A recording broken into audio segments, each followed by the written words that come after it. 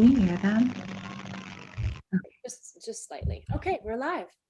Yeah, it's totally fine. This is a supportive to women show. Right, right. Let's see. I just realized that she's like got her microphone and she's like singing upstairs. I'm like, oh, Oh, that's sweet. No, that's good.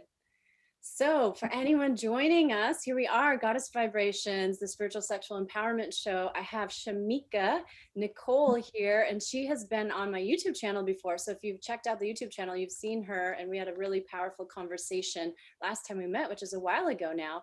But this is actually your first time on this show, Chamica, which is more suited to our conversation, this whole topic, and what we talk about. So, I'm really excited to have you on to talk about Yoni Steaming. But what I was saying to you before we got on, we just met on Zoom and then we go live on YouTube, is um, it seems like whenever there's some social unrest or some quakes in the world, we come together. And I know, yeah, that's so true. It's yeah. like, oh, and then it's usually we're going through some sort of parallel at the same time or some sort of Mhm. transition at the same time. Right. And so this is going to be a fun show for me because I haven't checked in with you in some months, probably. It's been a little while. So I don't even know what's going on your end. And here we get to just catch up live around this topic, which is pretty much what we'd be talking about, this sort of thing anyway. But I yeah. know. So last time, we caused such a riot, ruckus that you were getting emails. Oh, yes, we caused a ruckus. So it was, yeah, that was crazy because we recorded the episode and I didn't, because it's pre-recorded, not live like we do now. And it was, what was the title? It was Pleasure, Priorities, and Power. Yeah. Power, of course. Yeah, something like that. And we talked about, using the word pussy and why we use that and why it's empowering to a certain circle of women that we hang out with and that, we run with basically. And I'm not exactly sure what it was about what we said in that episode. I thought there's so many good nuggets in there. But when I emailed it out to my followers, I had a woman texting me just irate, like all caps, fuck you, like whatever, like what are you doing? I was like, oh my gosh, like I didn't even know what was triggered in her, but she kept sending me this hate mail, and I was like, just unsubscribe, lady. And then I like shared with her how to unsubscribe, and then she just kept sending me those emails, and when I went back to try to manually unsubscribe her, I could not find her anywhere on my list, but she was convinced she was still like on my mailing list. So I was like, whoa. And then I loved your response. You were like, it sounds like we need to email her and tell her she was the proud winner of a package of pussy tea, which is what you sell. So you sell something called pussy tea that you actually use in your yoni steams. So, I Yes. mean, is it time to just I dive? know. I guess we could just jump in there. Yeah. So I do sell pussy tea. I don't use the pussy tea in the yoni steam. The pussy tea Oh, is I thought you actually did. a tea that you I thought it was drink. both. No, yeah, no. I mean, you can use it as that. It's all organic, so it can be used that way because it's full of aphrodisiacs. But Mhm. the yoni steams are a little bit different than the pussy tea. Okay. So they can be interchangeable because I use all organic products. No pesticides are being used on the products. You can actually drink my yoni steams. So Yeah, that's why I probably got confused. And this is why it's so fun to go live and have this conversation with you, because I've never had a yoni steam. So I'm curious. It's all organic, authentic curiosity as I'm asking you about it and learning about it. And of course I have some assumptions and whatever else. Um, and yeah, like again, going back, I just remember this too, going back to the pussy conversation, and that word, and we're going to probably keep using that word. It's in your branding, it's like hard to avoid. But we pre-recorded the video a couple weeks before the BLM protests and then riots. And I remember reaching out to you and saying, like, I'm not sure if I should release this now, because it was like the day after like the huge blackout and all of this stuff. And I was like, right. it's insensitive to be talking about sacred sexuality and sexual power and all this stuff during this time. And we were both came to the conclusion that no, we needed even more during these times of Absolutely. social unrest and like feeling lost or having these intense emotions and not knowing how to move forward. We're like, this is this is how you get in touch with your power, is understanding your sexual power, your libido, your life force energy. And then here we are again at another pivotal peak. Right. Social justice time talking about pussy. And we actually It's scheduled like this. the world is, the world is going crazy and there's so much turmoil. We need more pussy in our life. we need more we need more tea, we need more calm, we need more love, more going inward and stop focusing so much outward. It's like those things are not going to be resolved by everybody, taking to Instagram or being angry. Those things are going to be resolved by people actually doing the work within themselves so that we can come together from a space of peace. All that is doing is creating, disconnect and, a society that's just pulling further and further away from each other, and it's dividing over so many different topics. Right. We really need more intimacy and more connection, and to see ourselves and others as, oneness and connected, instead of, I don't like you because you're red or blue or whatever, what have you. Yeah. Well, it seems like it's a metaphor for our disconnect in our own bodies, right?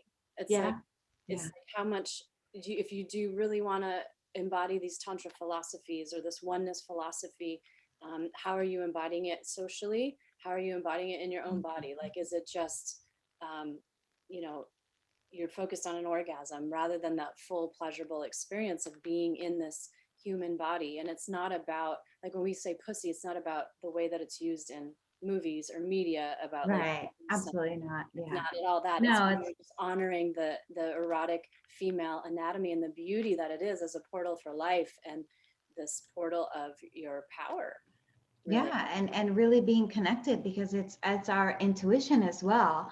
And we as women, especially, we tend to store all of the things, in that space. And it's almost like an artist, who's got a studio full of stuff and they never get rid of any of their paintings or their art supplies, etc. It becomes cluttered, and that's what happens within our body, within our womb space. And so we have to declutter that, and we have to do the work. So when we say pussy, it's more of like the portal. It's more of our creative source, our intuition. It's the house and the seed of our sensuality, which we are all sensual beings, and we create from the solar plexus, so we're pulling in and we're creating from that center. And if that center is full of debris, so to speak, then that's what we're creating, and that's what we're seeing in society. That's what we're passing on to our children.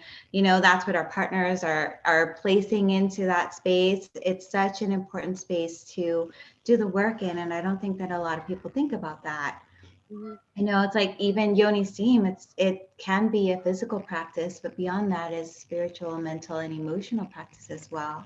It really is self-care, and we really do have to take the time to maintain that space in our body. Right. It reminds me of what came up for me when you were talking about the oneness too. I mentioned earlier when we were talking before we went live that I'm working with a friend who's doing Layla Martin's sex coaching program, and I've gotten to be her guinea pig, and I'm super honored to have that opportunity. And one of the things she said to me today was, people these days, and we talked about how this tends to be a little bit more common in the younger generation, the millennial generation, they get triggered easily. And it's about pointing the finger outward, right? And you trigger Right. me and this sort of thing. But it's really the responsible, mature thing to do is, it's okay to be triggered. Like, that just shows us where the work is. It shows us where, things need to be adjusted internally or externally in the society around us. And so it's, when we're talking about oneness or whatever, I want to clarify for our audience too. It's okay to be angry. It's okay to have righteous anger and to be enraged and all of that. But then what are you doing with that? And, she's talking about when you get a trigger, you go back and you handle it. You do the self-care, you work on yourself, you do the internal work Yeah. so that you can come back then to the external and say, okay, this is what's up for me, and say it in a way that it can be heard, right? And a resolution Yes. can be made forward. So I see when we do these practices, whether it's a yoni steam or meditation or all hypnosis, I mean, you offer so many wonderful self-care and mind body services, and in and outside of sacred sexuality as well. And they're all very empowering, and it's about doing that internal work. And so I'm just Mhm. really curious to hear about the emotional, physical, and of course sexual benefits of yoni steaming as well. So every woman that I've talked to that's experienced it just says, "Oh, it's so nourishing," or it's, "Oh, I loved it. It's so great," you know. And I never would have thought. I would have been like, "Yeah, that's interesting." I'd probably do it in a group, like all my, goddesses are doing it. I'd be like, "Yeah, sign me up." But I never thought to actually like book an appointment and do it. It's such an interesting thing because when you talk to people and you're like, yeah, I do Yoni Steams, Yoni Steam workshops and things like that, the response is so different. But most people are like, you put steam where? You want me to do what with what? You want me to sit on herbs? Oh, and you want me to do that in a group? And then some women feel more comfort because they're doing it in a group setting.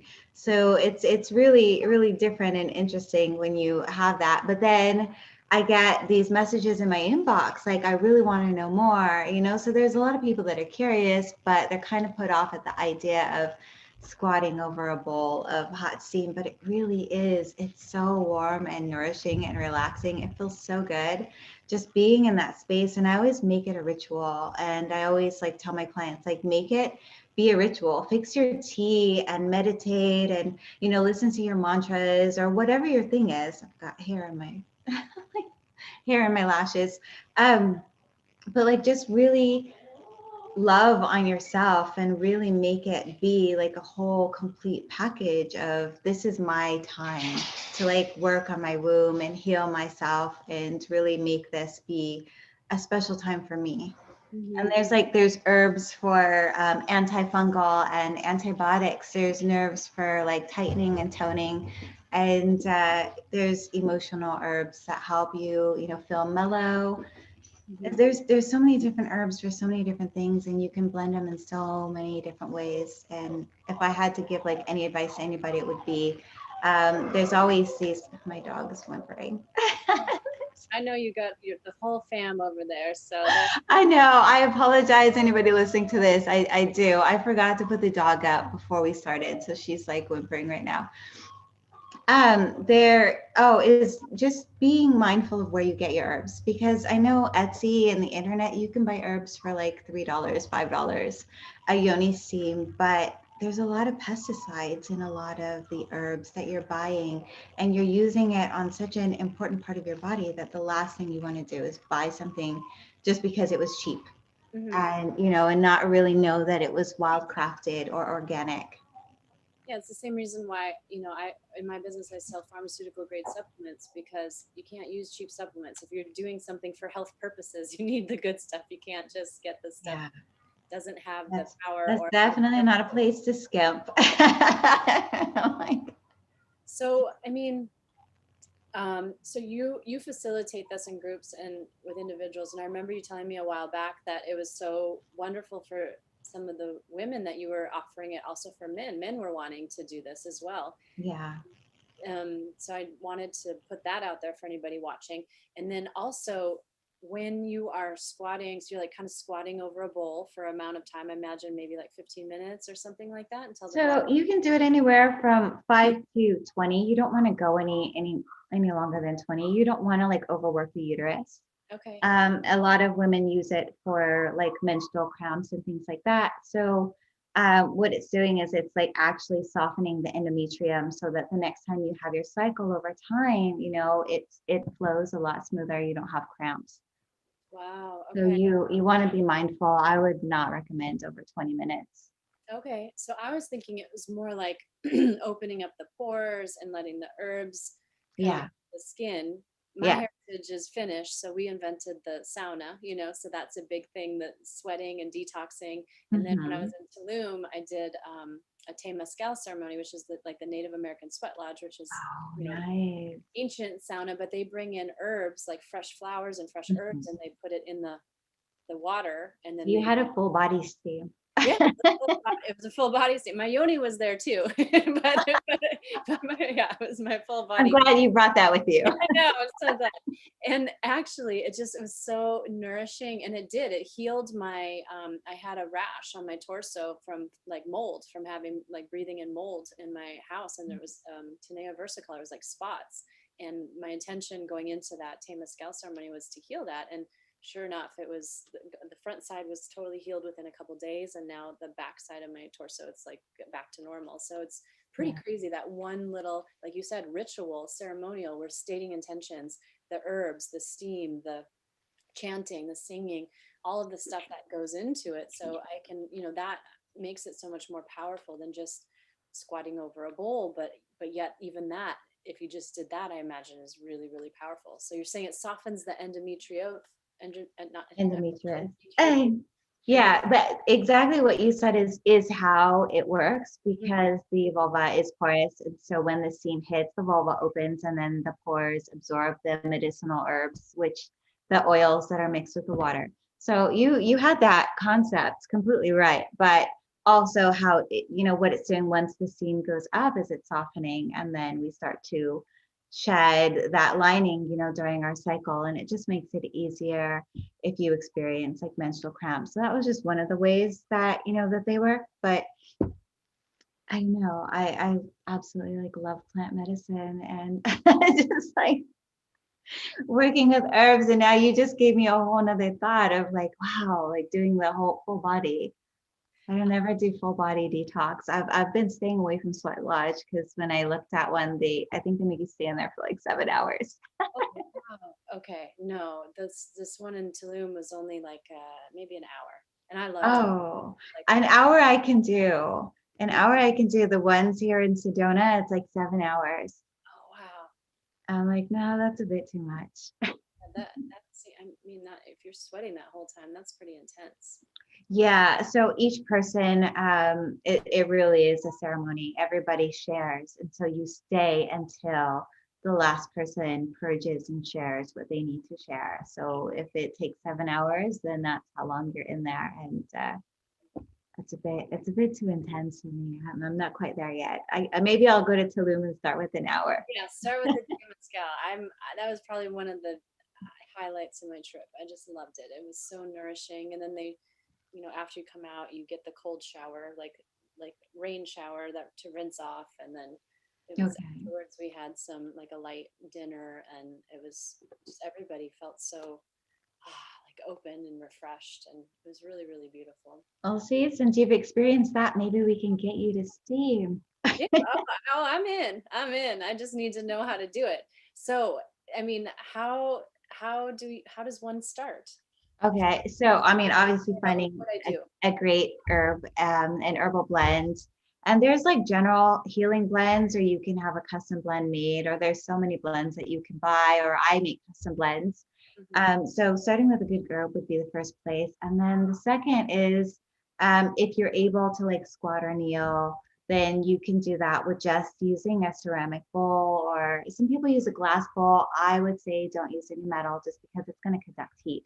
And we're Mhm. not trying to like burn our lady bits by Mhm. any means. Mhm. Mhm. And then just hot water. And a lot of people say you need like a quarter cup of herbs. You really don't. I mean, 2 heaping tablespoons Mm. is enough herbs. That's more than enough.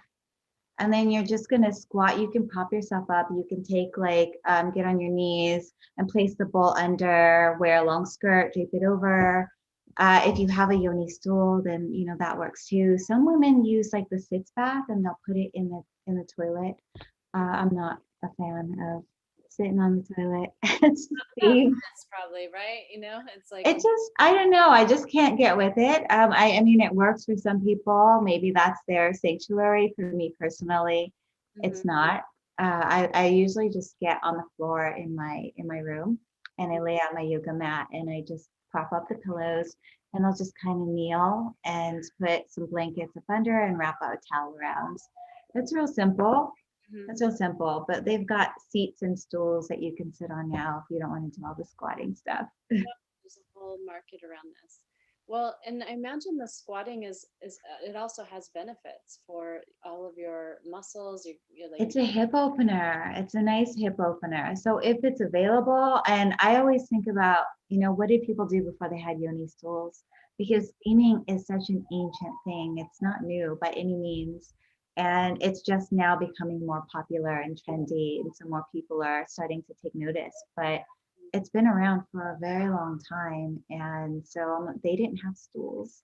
and I remember, I mean, you have 4 kids, right? Yes. Or yeah, what during the childbirth classes, they're telling you to squat down all the time and do those deep squats because it's preparing you, Yeah.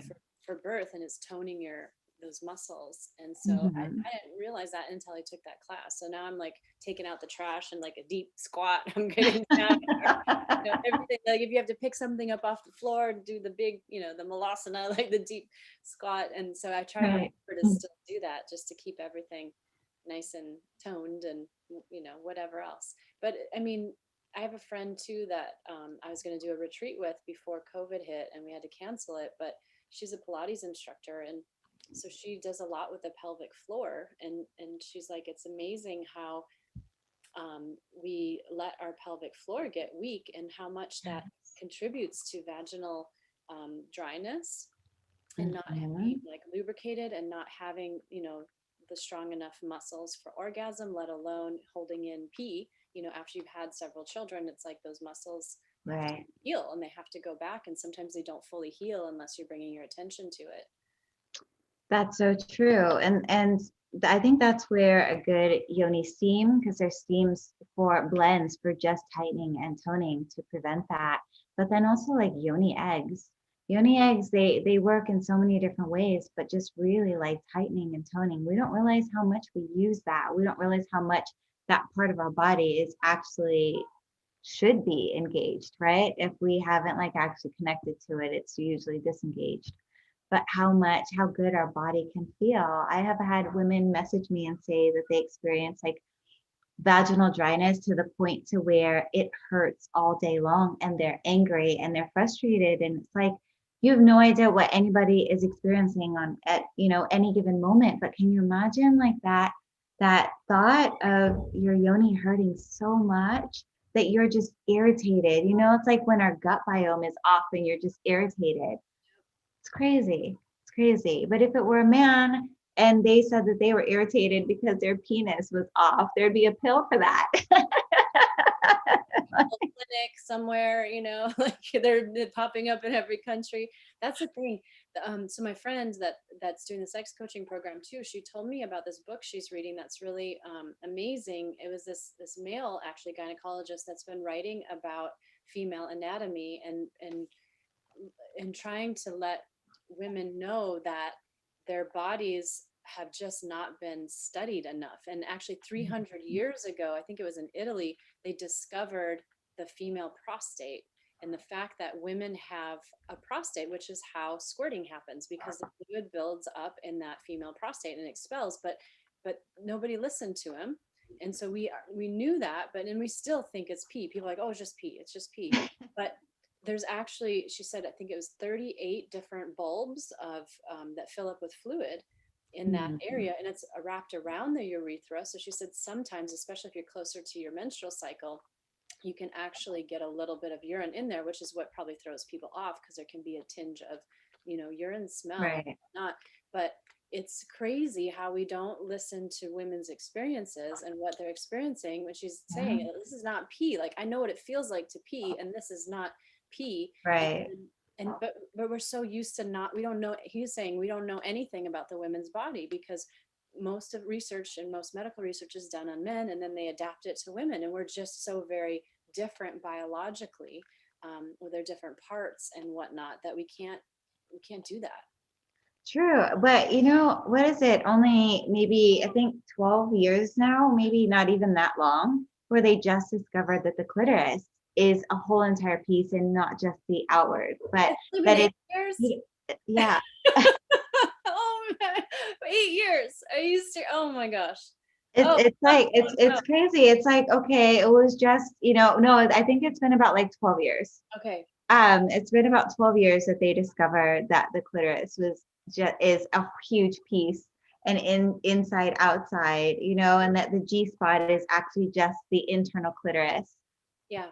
Right. And I was like, why? None of this was important to anybody, none of this. I mean, it should have been important to us as women, but a lot of us were taught, that sex is for pleasure for men and not really for us. And it's like sexuality and sensuality is our birthright. Like Right. pleasure is our birthright. We all deserve to feel good in our bodies, no matter what, men or women. Right. And then to know that there's just as much erectile tissue. A woman possesses just as much, if not more, erectile tissue than a man. It's the same like area of as a penis, only it's internal. It's just Right. wrapped around the vagina, right? And so this goes back to when we're talking about toning and tightening. I don't want women listening to this to think that we're like, oh yeah, you have to have a tight pussy or whatever Oh, yeah, else, no, because it's not about living up to some kind of porn standard or whatever that's right. in the locker room. It's really about for your own pleasure, for the lubrication, the toning, like you would tone any muscle of your body, for the lubrication, for the health, for the strength of the power of orgasms. Yes. And then it can be good for your partner too. But so often, you know, when men are talking about a tight pussy and they're using pussy in a different way than we're using it, they're talking about a dry, unaroused, not ready to be entered. And they don't realize that. They Yeah. don't realize that. It's like when the pussy is wet, it expands. When it's turned on, it expands. Right. If it's feeling tight like a glove, it's because she really wasn't that ready. She wasn't either, maybe she wasn't that into you. She had something going on in her mind, or she just wasn't able to relax. Yeah. But if it's not gushing, Yeah. she wasn't ready. And a lot of women also don't realize that sometimes we need a lot more foreplay, you know. Yeah. We need, or stimulation, whatever your turn on is, ask for that. And you know, whether it's 10 minutes, an hour, 2 hours a day, whatever that is, you know, in the tantric teachings, they teach men, you know, to listen to your partner and wait until she's ready, because it's going to be so worth it when she is ready. But if you go before that, it's not, you know, you're going to get, it may feel good for the moment, but it's not what it could have been. Not going to be the same, and you never get to that potential. And so it's sort of like that metaphor of the clitoris, the visible part of the clitoris, which even then most men, until they become more experienced, don't even know it exists, right? Right. Or they treat it like the DJ, like like they're making a remix.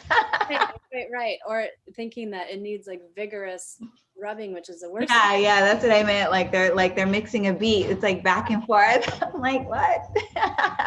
So delicate and so sensitive, but to know that's just the tip of the iceberg. There's so much more erectile tissue underneath, like internally, and it's a metaphor for sort of like feminine intelligence. I feel like women are often underestimated, or the feminine way of doing things is often thought of as less than or weaker than, when it's just simply internal and not as visible. It's not as in your face, it's more holistic, not as linear. And I'm not saying that one is better than the other. I'm saying that we need to pay attention to both. And our world has been very unbalanced, which is what I think we talked about last time. This too is, how do we bring the balance back to honor the feminine? And it does start in the bedroom. It does start with things like yoni steams and bringing our intention and attention to that area of our body, our erotic anatomy. That part of it is, yes, to actually create life on this planet. And how can we forget that? And then the other part of it, the clitoris, in fact, is simply only for pleasure and nothing else. That's only function. No, right. 8,000 nerve endings just for pleasure. And so many women don't even know how to ask for that.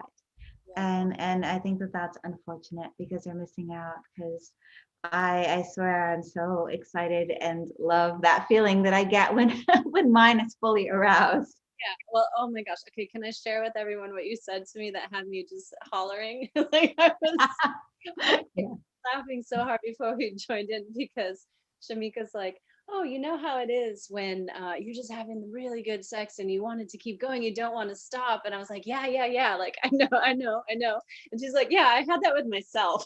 She's like, I've been feeling extra juicy lately, extra powerful, like that. And I was like, oh, so well bragged, like amazing. Man, it was a late night, a well-deserved late night last night. Yeah, that's awesome. but that's the, I mean, that's the power. And then, you know, here we are live talking about these things, and you know, who knows, I might get a couple other haters sending me some shaming emails when I put this out there. And it's all in love, it's all in service I to, would love to see and what you do with that though, because you before it was kind of like, do we have this conversation? Do we bring this conversation on my show? And then you're like, I could use a little bit more, juiciness. And so we did it. And then it was like, do I, make it go live and everything was happening. And Mhm. now here you are with this whole new show, this whole new platform. Oh, right. And I've seen, a couple of your like tidbits of these juicy topics that you're having. So if you do get haters, I'm sure that you're going to turn that into something like even juicier. Yeah, that's a good point. Thank you for saying that, because it is true. That all happened before I birthed the show. And I'm like, well, if you're already going to shame me, I might as well go all out then. There's nothing, like, I'm not going to even try to censor myself, because it's, Right. we're And talking about and people. why hold shame for somebody else, And that's like another aspect of, I know we're supposed to be talking about Yoni Steaming, so just circling it back around. It's fine. It's It's like all good. not holding shame in your womb space. And so being able to steam and release those emotions that we're holding, because there's so many people that are trying to get us to hold shame for them because they're not comfortable with the topic or they're not comfortable with Yeah. themselves. It's like, oh, I can't handle it. You take my shame. I'm going to, Right, here, right. Or I've got an extra serving here. you take it. Put them on it. Oh, wait, somebody forgot to give you a little. You're not shameful about that? No. Oh, let me give you a scoop. Yeah, right. And then I always say, like, don't forget to put on your shame coat, like your raincoat, like put it on so That's a it good flies one. I right like off you. that. Yeah, like let it go. And I have to visualize these things, because when you talk very openly, you and I, we both work with people in very intimate spaces. If we weren't able to talk openly like this, we wouldn't be able to really truly help people heal. Yeah. When you heal, you're so liberated, you're so empowered, and you can really step into your gifts and the things that you're supposed to do in the world without cowering or having those blocks. And I just think it's super important to talk about sexuality and some of these taboo topics, and even things like race and social injustice and some of the stuff that, and patriarchy, Yeah. all the stuff that we talked about last time too. It's like, why don't we talk about these things? If we had more tolerance to be open and talking about these things, we could actually heal through these But things, but right? that's why people don't talk about them, because we actually heal. And then what? Yeah. Because they've identified with the trauma. They've identified with this part of them that's angry or sad or mad or venting or complaining or taking to social media, etc. So if they do the work and they heal it, then who are they? And I think that a lot of people are afraid of getting to know themselves on a deeper level. And there's always an invitation to go deeper and get to know, like, who are you Mhm. without society's ideas of how we should see each other and how we should see ourselves. Like, really, really, truly go in and tear away all of that so that we can come together as a collective that's healed, instead of, not to say I don't believe that anybody's broken, but we all have our own lenses through the perspectives and the different things that we've experienced in life, so we don't all see the same because sometimes we're seeing through our trauma. Mhm. Yeah, exactly. And it's looking at our shadow side too, which is like so painful, because it's so, again, shameful, right? It's like the things that we did wrong or the things that we think is wrong or bad about us, and we don't want to look at it. But if we Right. actually have the bravery to face it, then we're free from it. It doesn't control us anymore. And yeah, there's just so much work to do, I think, with sexuality. And I think we talked about this before, where when you experience, which at least 1 in 3 girls has experienced, and I'm convinced almost as many boys, based on the amount of men, grown men, who have told me, I've never told anybody this before, but somebody touched me when I was younger, but they've never shared it with a therapist or a researcher or whatever else. It's so common for this to happen to all humans before they even get to adulthood.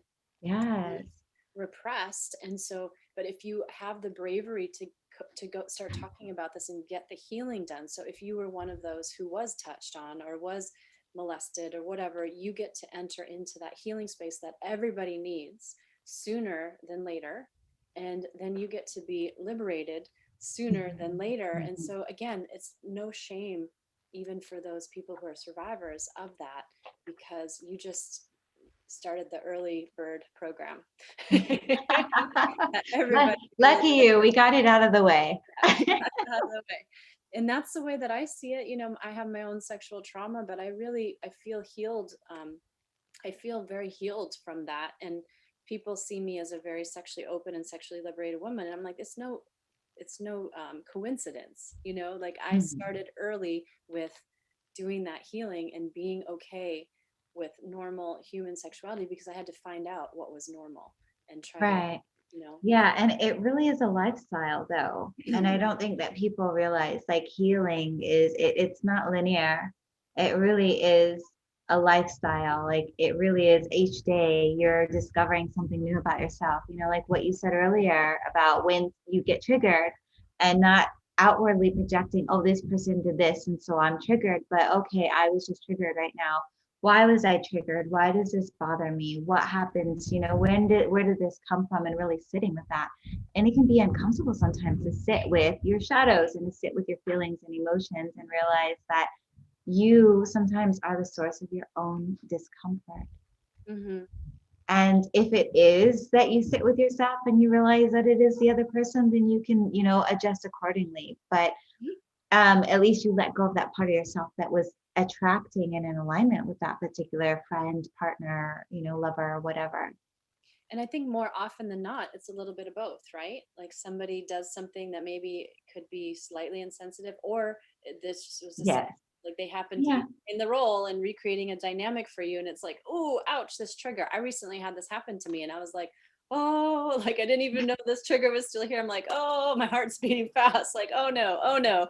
But addressing it and then talking it out compassionately and maturely with the other person involved allowed me to have a corrective experience and actually heal that original event without having to go back to the original perpetrator who was not willing to talk it out with me, who I tried to talk it out with, but was not willing, you know? And so you still get to move that energy and heal that energy that way. Right. And I think that that's a key point is that a lot of people are experiencing other people who are not ready to talk it out. hmm And so they don't really know how to actually let it out. And so then it becomes something like, I'm going to call somebody and complain about it, or I'm going to post about it, or I'm going to, you know what I mean, hold on to it. I'm going to date it, marry it, whatever, because they haven't quite realized how to like, just you could write a letter, you can burn it, you can have a healthy conversation with somebody else and just work through it. You can dance, you can move the body, you can sit and do ritual. There's so many different ways that you can move that energy through yourself hmm and let it go so that you're not in alignment with that experience again, you know, and really just saying thank you for the lesson. Right. Absolutely. And then pretty soon you start to release that emotional energy, those emotional triggers, and especially when it has to do with sexual trauma, because it's so much of even our issues in our relationships, even with friends, can go back to sexual trauma because it's the betrayal, it's this distrust of another human, it's like not understanding boundaries, you know, not understanding consent, like these things being violated. So much of it can circle back to that, but we release that information and then all of a sudden the body now can respond and receive more pleasure, it can receive more nurturing, it can receive more of what really just creates joy in your life. And then those things happen and they roll off of you because you're in so much joy, you're you know, to use the woo woo language, you're vibrating so high, you know, you're feeling good and things do just bounce right off of you. It's Yeah, the whole, like you said, it's a very holistic process. And it is. I just love that. I love it all. Like, let's explore all of this, you know, that's the way that I feel. Not, Right. not even if it's uncomfortable, I can have uncomfortable situations and uncomfortable conversations, but I'm always eager to dive in and see what's on the other side of that. So I have another question for you, actually bringing it back to the yoni. Um, I know another thing that you do sometimes, because I've seen you post about it, is like art with your menstrual blood and doing different things like that. And I've been getting more into offering my menstrual blood to the earth, you know, ceremonially, because we all love to use like the diva cups and all that stuff. Now we're trying to save the planet from the tampon waste.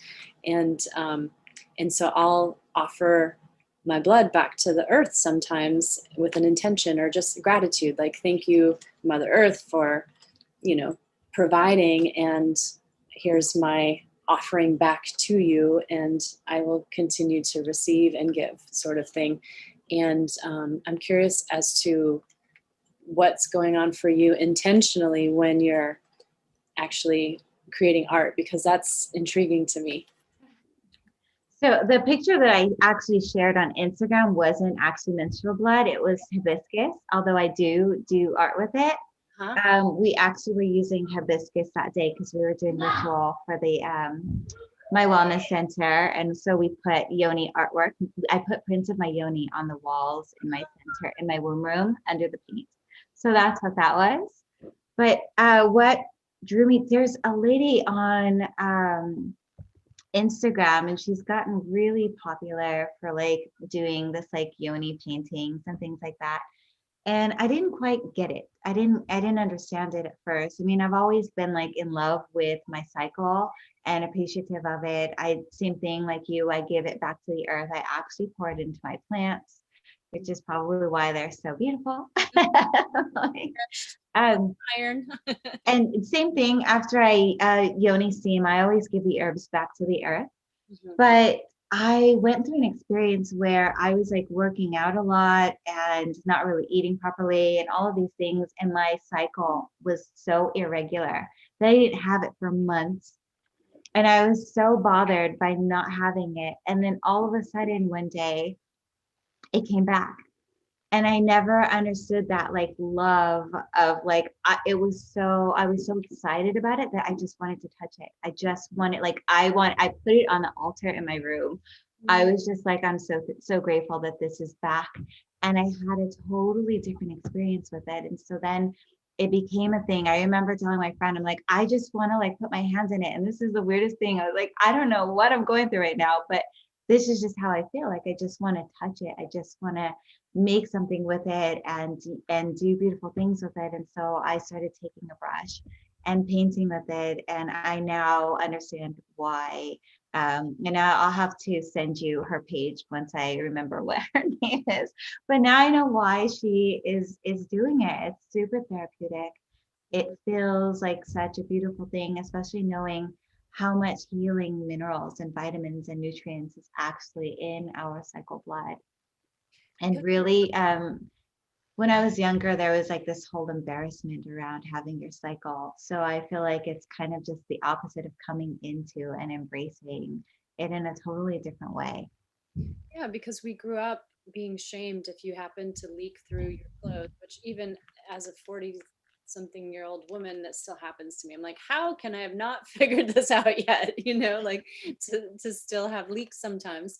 And then that was like the biggest embarrassment you could possibly have in junior high, right? To actually like leak into your clothes or something like that. And then you turn on TV and you have all of these advertisements about feminine hygiene and cover your odor. And actually those things with all the perfumes are the worst thing you can put anywhere near your yoni, and Definitely. going to mess things up even more. And then the toxic chemicals they even put in the tampons, which is why so many women are using Diva cups now, is to not have those chemicals, because they're showing that they're causing more cramping.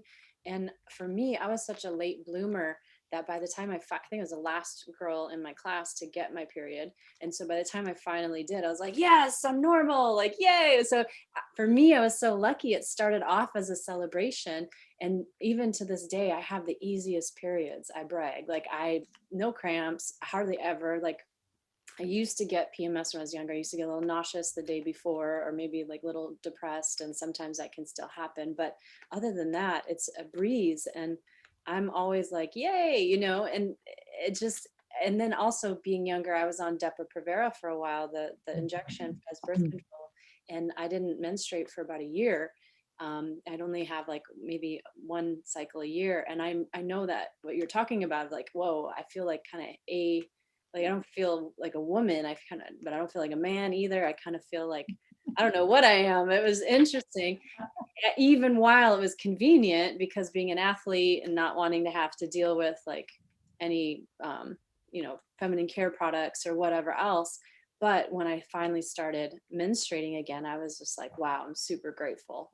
I'm in honor and in awe of this. And when my daughter started menstruating, it was a celebration. Like the whole family celebrated. We were like, yay, and that was intentional so that it imprints her, it actually impacts her pain, right? Or her lack of pain and symptoms, because it's her emotions about her cycle. Yeah. Yeah, I think that that's beautiful. My mom didn't do a whole lot of celebration when I started my cycle. It would have been nice if she did, but she didn't shame me either for it. It Same. was more like, you're a woman now and you can have Right. babies. Don't. Yeah, don't do it. No, not yet. Yeah. But yeah, when my daughter started hers, I didn't want to make like a huge deal, but I was actually, she started really early, and I was like you, I started like really late. So I didn't know what to do with that. She started at 9, and I was like, oh my gosh, I wasn't prepared. I'm not ready. I did make it a mini celebration and tell her how beautiful it was and what a blessing and a gift it was. And, all of the good things that we want to hear, that I wanted to hear at that point in time. But I remember when I was like, I think I started at like 14, 13, 14. And I was like waiting to get into that club. Like, oh, everybody's like, oh, I have mine. I have mine. I have mine. And I'm like, not yet. Oh, you don't have yours yet. And it's so crazy how when you're younger and you don't have it, you can't wait to get it. And Mhm. then when you get it, a lot of women all of a sudden like want it to go away and they don't want it. I was like you, I was very fortunate to have very short periods. My periods usually are about 3 days. Mhm. They come, and by the third day it's done, and I didn't experience cramps and things like that. But I did have a moment where I was working through a lot of trauma in my body. And when I was working through that trauma, I had really heavy cycles, and they would last like 7 days. And so I get the emotional aspect of having to work through some stuff. Oh yeah, and same. Like I'll get some symptoms and every once in a while cramps, but I know something's off. I'm either deep purging something, usually emotional, and sometimes even lately I feel like I'm purging for collectively. Like it's not even my stuff, and it's Yeah. I'm purging that, and so yeah, I'm definitely aware of that too. But in general, when things are smooth, when things are good, I'm very fortunate. And I think that also, I don't know if this was your experience too, but being a late bloomer for me had me appreciating my body. So even through my different body fluctuations, even Mhm. before I was pregnant, I mean, I gained 50 pounds with each pregnancy and I lost 60, but my body went way up and then way down. But I wanted to make sure that my babies had everything, all the nourishment and nutrients that they needed while they were growing. And I could have easily developed an eating disorder based on our culture, some of the shaming that happened, in the female lineage, which is Right. very historical in my family.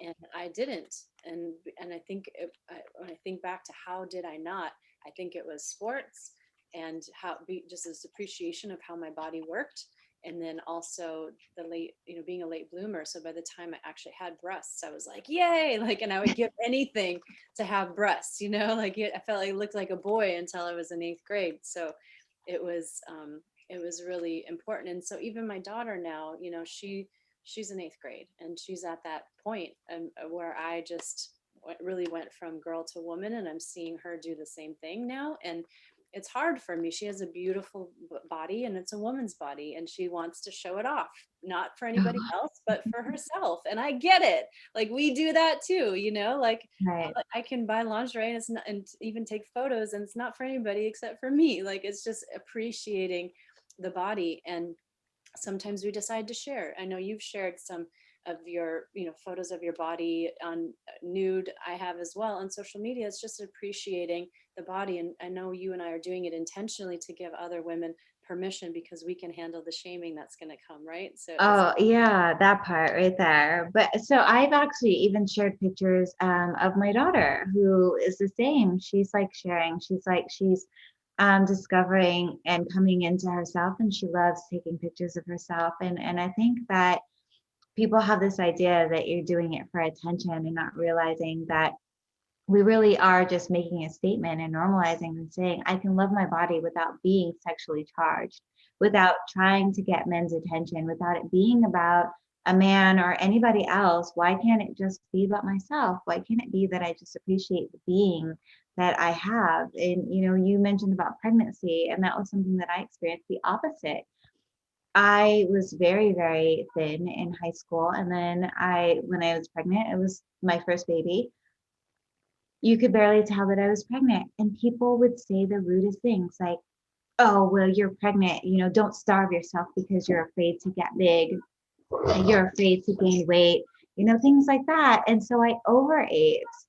And I went from 98 pounds to almost 200 pounds my first pregnancy, trying to prove to people that I wasn't starving myself, which was not healthy for me and my body size at all. And it was like, for what? Just so I can prove to somebody that I wasn't trying to starve myself made no sense. Mm-hmm. Like, why is it that you don't understand that I just have a small frame? And no matter what, like, I don't work out.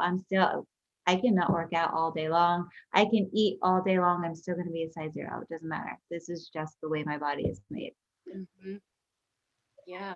And again, it's like you're the recipient of other people's projections, right? Their own Right. issues and putting that onto you. Yeah. Thank you for sharing that. That's a great perspective to add. You know, I don't think about Yeah, I think that people have this idea that they get shamed when they are overweight, but they don't realize that it's the same. Like, people just have something to say no matter what. pressure of women to fit into this small little box of normal, which I know we've talked about before. Don't be too high, don't be too low, don't be over here, don't be over here. You got to be right here.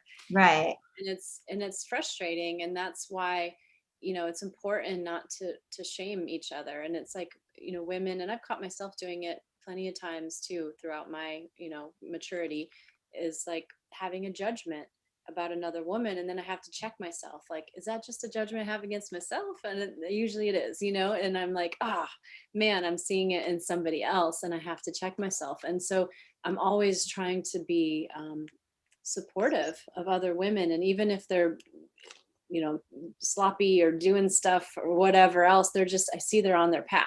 They're getting there, and I've been there too. And you don't expect a toddler to just start walking and running perfectly, you know. As we're unwinding this patriarchal conditioning, sometimes we mess up, you know, and we're a little bit sloppy in the way that we assert ourselves, or we assert our ownership of our bodies, or we assert our sexuality or whatever else. And we can step on other people's toes, especially other goddesses' toes sometimes too.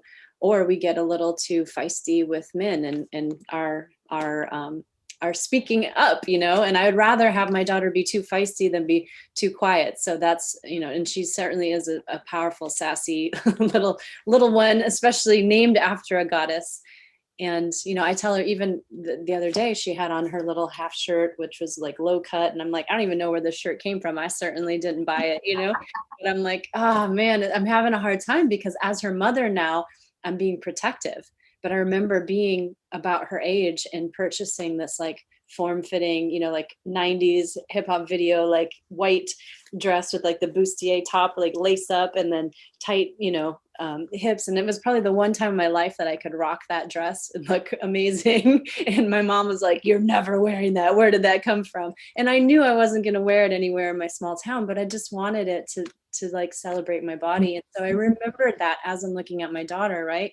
And I'm cautious not to shame her for wearing something sexy, even though she's in 8th grade and she's still young. And I just asked her, you know, you have a beautiful body, and I want you to be, do you feel as if you can handle the energy that you're going to get from men when you wear that in public? Because I know if I wear something like that, I know what's coming at me and I can handle it. But can you? And she's like, I know, Mom. That's why I wear, like, when I go out of the car, I'm wearing my sweatshirt. And I was like, okay. And I'm, again, not making it wrong that she's dressing like that, but let's talk about the consequences and what's going to come, the landmine that you're walking into and how to. And that's frustrating though, you know, that's frustrating Mhm. because it's like she's expressing herself and then now she's experiencing judgment of others and shame and guilt of others. And Mhm. then having to prepare herself for how she's going to defend herself against other people. And it's like, why? Why are we having to defend ourselves against other people? Why is that even like a conversation? Why is that And that it's part? I'm like, that part just frustrates me. that's the frustrating part, but it's the same reason that, if we go to a bar alone or a concert alone as a woman, we wear tennis shoes and not heels. It's the same reason why, we have to look behind our back. I know every black man that I've talked to says that he does it when he's sitting in a restaurant. He never sits with his back against the door. He's always looking at the door. There's like these little things that we do in these Yeah, this I think that might be a man thing though, because I've had dinner with a couple of European American men, and it was the same thing. Like you have to sit. I think maybe it's a lifestyle or life experiences, but I've experienced it with men who are in the military. But yeah, that that totally makes sense. Yep. yeah, that trauma of like I have to sit facing the door. But yeah, it's I Going don't on. know, it's such an interesting thing living in society when you are able to see all of these different ways that people are responding to the trauma that they experienced, you know? And then that's why these things like Yoni steaming circles are so important, because it's a place where you can just come as you are and Yeah. and It's be. the armoring women. Like, I mean, nobody loses their judgment quicker than a bunch of women who just walked into a retreat or a yoni steam. At the yoni steam, we don't get naked per se, but when I do retreats, the first thing I do is disarm, get naked, Mhm. and everybody suddenly humbles. Mhm. Nobody is looking to make anybody be better or themselves be better. Everybody is all of a sudden feeling very humble in that moment. And that's when the real sisterhood and the real connections and the real magic starts to develop, because we're not sitting there worried about whose body looks better, etc. Like we're really just there to actually heal and connect and build those sisterhoods and the bonds. And when you come to a yoni circle, it's the topic is usually pretty juicy. We'll change the topic around and everybody is just sitting and wanting to heal, and nobody's worried about nothing, nobody being better than anybody. They really are just there to like connect in a way that we used to, in a way that ancient tribes used to get together and commune, and with women who hold space for women, and we don't do that anymore. We really have to get back to that. Mhm. Yeah, it's just so healing to be accepted no matter It what. is. Just. Everybody wants to be seen and heard. Mhm. Everybody really wants the same thing at their core. We may want it to experience it different or with different people, but we really want the same basic things. And most of us really just want to be seen and heard and loved unconditionally. That's really what it is. It's so true. So true. And what a great place to end, too, as I'm looking at the time. Being seen, being heard, loved unconditionally.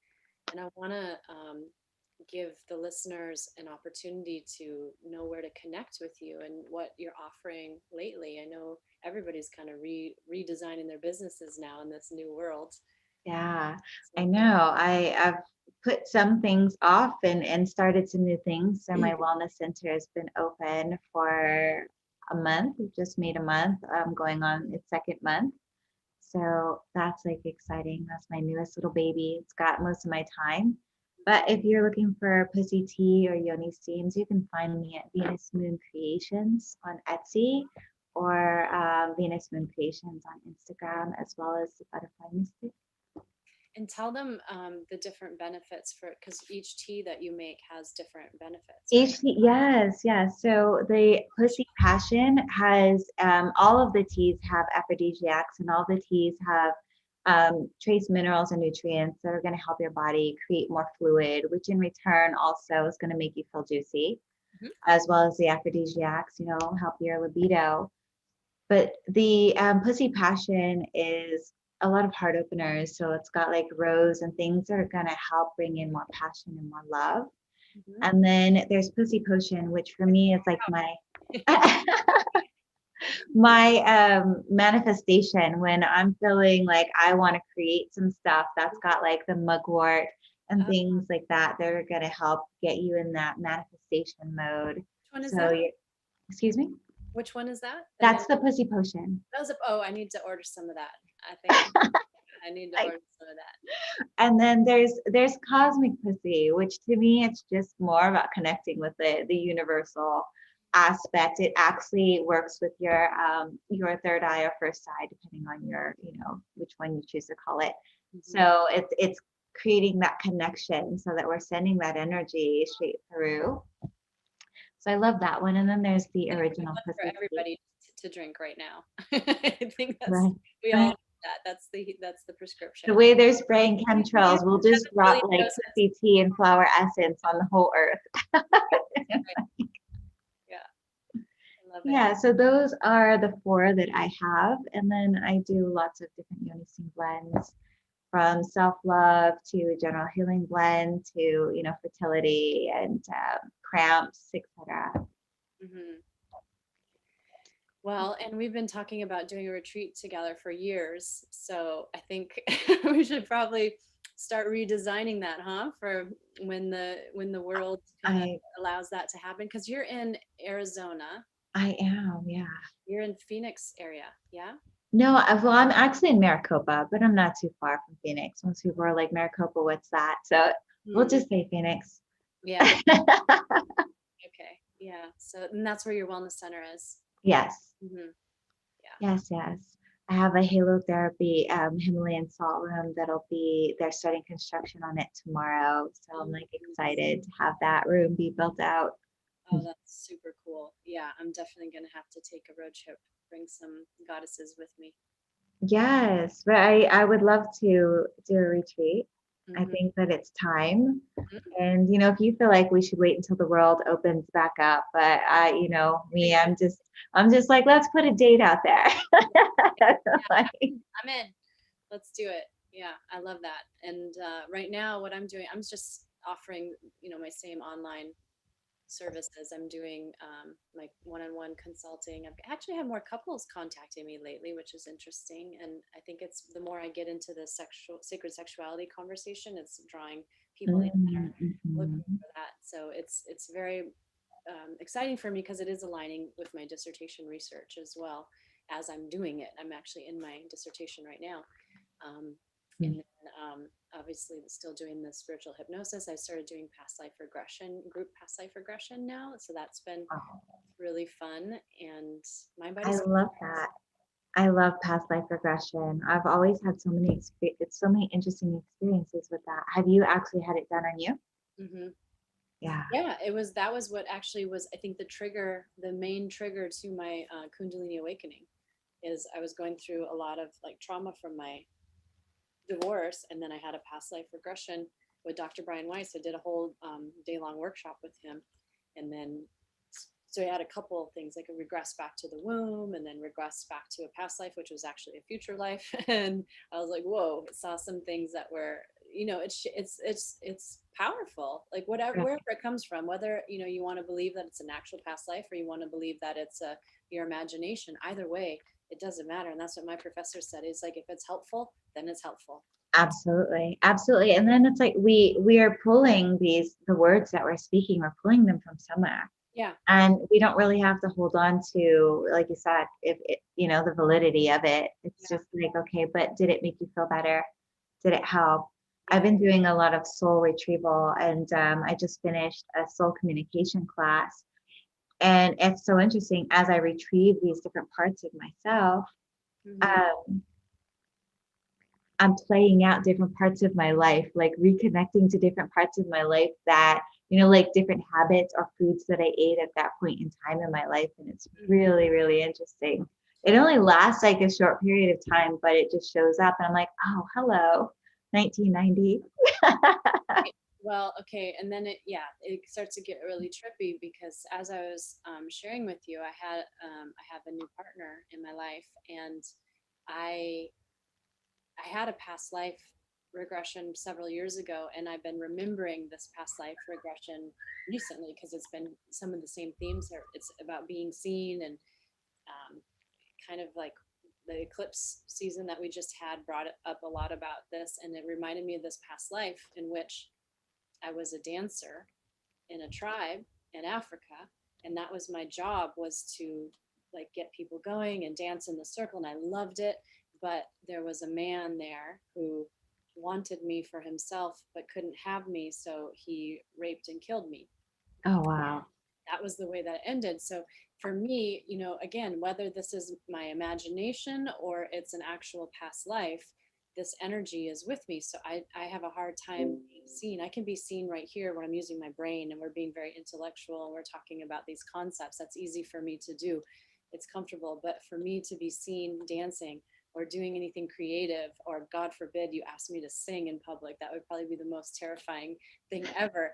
That is very hard for me, right? And so Right. this has been coming up for me lately. This has been stirred. And so my partner actually, in a journey and ceremony that he did, actually tapped into that past life. I never told him about it, but he tapped into it, and he's like, I Hmm. saw this, and I was like, whoa, like this is crazy, I love moments like that. So you Where start. you start to question it and then somebody else comes up and they're like, no, I saw that too. Yeah, and he's like, I realize it's my role to protect you, and that, so then I saw you once I was there to protect you, like then you could dance, and then your power got bigger, and I was like, whoa, like this is pretty crazy. Mm. And so it's really affirming, and so I'm thinking that for a retreat we're gonna have that cosmic pussy tea, some past life regression, and probably all kinds. I'm sure the two of us can cook up some other super amazing goodies and beauty and make an incredible experience. A little local, Southwest mini retreat. I look forward to that. We're going to have to put that on the books. Yes, absolutely. Put that on the books. I really want to get to Tulum. So, I know we're over a time, but when we get a moment later, I would love to hear more about your Tulum experience. Oh yeah, and I actually did a couple YouTube, or actually I had 2 episodes on. We called it Tantra in Tulum because it was about that oneness, and it Mhm. wasn't a sexual thing, but an emotional intimacy experience because I went with a group, and it's really amazing, life changing. I came back feeling like I was in love. It was, and then it's not surprising to me that I shortly after that attracted love. So that's the way that it works. And this stuff works, guys. This energetic stuff, we're talking about sexuality, emotions, like you do the work, you're gonna attract that love in your life, and you're gonna attract that goodness, whatever it is that you're trying to manifest. Again, Definitely. Definitely. and then my friend Steffi is commenting right now on YouTube. Hey Steffi, she's leaving some hearts after we talked about the retreat. She's an amazing architect and interior designer who specializes on neuroscience, and so she helped me with my past life regression circle and created the space with the candles, and she put a hammock and all this stuff, and created the space for people to come in and feel open to receive and to facilitate this amazing experience. So she's a reference for our retreat and anything that we want to do too. She's really wonderful to have her on hand and be of service. So, hey, Steffi, thanks for commenting. And definitely shout out to Steffi, Holistic Spaces on Instagram, Holistic Spaces. And she's saying, love you. Love you too. All right. Well, anything else that you feel like we should share or put out there for anybody? Oh my gosh. Not anything that's coming to mind. I feel like we've covered so many Yeah, things. yeah, we always do. We go deep. I know. Like we're gonna talk about Yoni Steams. Just kidding. Yeah, We'll eventually come back to that at it some always works that way on the show. It always works that way. No, but I always enjoyed chatting with you, and I appreciate you asking me to come on again and talk with you. Yeah, you always add so much just beauty first off. And I'm always, as soon as you pop on the screen, I'm like, hey, I'm like so delighted to see you. And then just your wisdom and your openness and your fierceness and your boldness, but so soft as well and feminine. And I just love the energy that you bring. So I really am looking forward to having you on again in the future and have this be a recurring thing. So Yes. we are. I'm excited for the next time. Thank you so All much. right. So everyone go follow Chamica on Venus Moon Creations. And you also have your Instagram account, The Butterfly Mystic. And you'll get to see where you can purchase the pussy tea. And she's got it on Etsy. I'm going to be ordering some as soon as possible because I'm really interested in that manifestation one. And Yeah. Oh, maybe you'll steam on YouTube. oh, oh my gosh.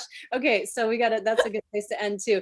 As I was typing in the title for tonight, I put Yoni Steaming and I almost typed Yoni Streaming. I was like, Yoni Streaming is very different from Yoni Steaming. I don't know if we're there yet, but yeah, that's a little how-to video maybe. That's getting bold. That's all right. That's how we do. Okay, well, everyone that joined in tonight, thank you. Everybody that's watching this replay, thank you. And especially thank you to Chamica. And I will, I'll have the link here that if, for all of you watching this, you can share this video with anybody who needs to know what we've been talking about and open up their world a little bit, open up their comfort level a little bit. All right.